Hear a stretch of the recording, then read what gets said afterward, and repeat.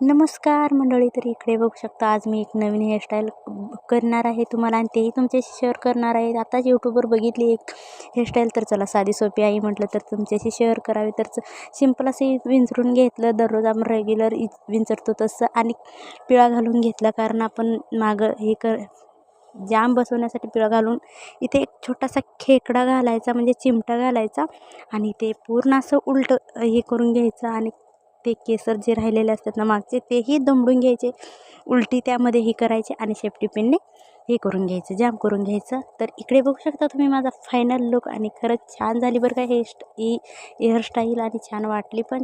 मला तर आवडली. तुम्हाला आवडली का कमेंटमध्ये नक्की सांगा. तर चला साधा सिंपल मेकअपसुद्धा शेअर करते.